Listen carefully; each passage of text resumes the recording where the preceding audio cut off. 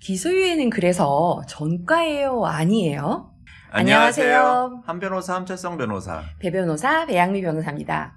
배 변호사님, 상담하실 때요, 반복적으로 설명하는 법률 용어가 있나요?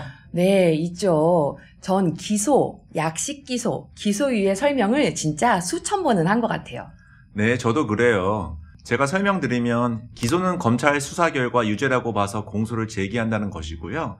약식 기소는 기소 중에서 약식으로 하는 기소, 실제 법정에서 하는 형사 재판을 열지 않고 벌금을 바로 내도록 하는 거죠. 기소유예는 죄가 있지만 특별한 사정을 봐서 기소하지 않는다는 것을 의미합니다.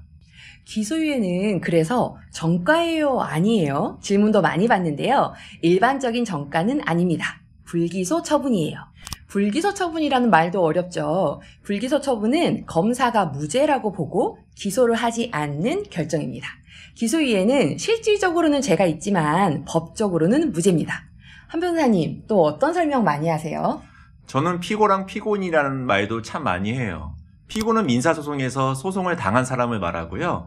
피고인은 형사재판에서 공소 제기된 사람을 말하는데 많이들 헷갈려 하십니다. 민사는 잘잘못의 문제가 아니니까요. 민사소송에서 피고는 잘못한 사람이 아니잖아요. 그런데 민사에서 피고가 되면 형사 피고인이 되는 것처럼 느껴 변호사님, 제가 먼저 소송 걸어서 원고가 되고 싶습니다. 판사님이 원고를 좋게 보잖아요. 이렇게 말씀하시는 경우도 있는데요. 아닙니다. 민사에서 원고 피고 차이가 없어요. 또 많이 혼동하는 게 어떤 게 있을까요? 네, 고소랑 고발 구별도 어렵죠. 고소는 피해자가 수사기관에 범죄 사실을 신고하는 거고요. 고발은 피해자 외 제3자가 신고하는 겁니다. 법에서 경찰 수사 결과 불송치 결정을 한 경우에 고소인은 이의제기가 가능하지만 고발인은 안 된다는 차이가 있습니다. 그래서 진짜 피해자라면 고소를 하셔야 됩니다. 네, 방금 말씀하신 불송치 결정도 생소한 단어일 텐데요. 검사가 하는 결정은 기소 또는 불기소 처분이고요. 그 전에 경찰 수사 결과 유죄로 보면 검찰로 사건을 송치한다고 하고요. 무죄로 보면 불송치 결정을 해요. 송치, 불송치 단어도 낯선 용어입니다. 네, 사실 형사조사나 각종 송사를 평생 겪지 않고 살면 좋잖아요. 법률 용어도 볼 일이 없으면 좋은데요. 요즘은 뉴스가 온통 사건 사고라서요. 법률 용어는 뉴스를 이해하는데도 도움이 될 것 같습니다. 한 변호사님, 또 어떤 게 있을까요? 네, 벌금과 범칙금, 과태료, 과징금을 혼동하는 경우도 많습니다. 벌금은 형사처벌로 부과되는 금전으로 엄연한 형사처벌입니다. 전과죠. 반면 범칙금은 경미한 법률 위반으로 부과되는 돈으로 형사처벌이 아닙니다. 과태료는 행정질서 위반에 부과되는 것이고 형사처벌이 또한 아닙니다. 과징금도 마찬가지로 형사처벌이 아닙니다.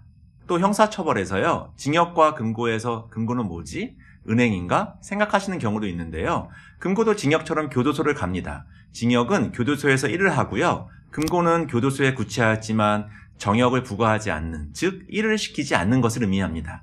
배 변호사님, 이혼 쪽에선 어떤 용어가 헷갈릴까요? 네, 친권이 많이 어렵습니다. 친권은 미성년 자녀의 신분 재산에 관한 권리입니다. 이걸 이혼할 때 배우자가 가져가더라도 본인과 자녀 사이의 부모-자식 관계가 끊어지는 건 아니에요. 피로 맺은 부모-자식 관계는 죽어서도 끊어지지 않죠.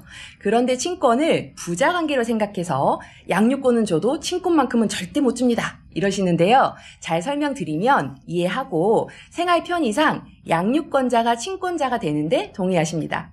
오늘은 혼란을 느끼는 법률 용어 베스트 15가지를 뽑아봤는데요. 이 단어들만 알아도 어디 가서 법률 좀 안다고 하셔도 됩니다. 각 법률 용어에 대한 자세한 내용은 고정 댓글 블로그로 확인하실 수 있습니다. 오늘 영상이 도움이 되셨다면 좋아요와 구독 부탁드릴게요.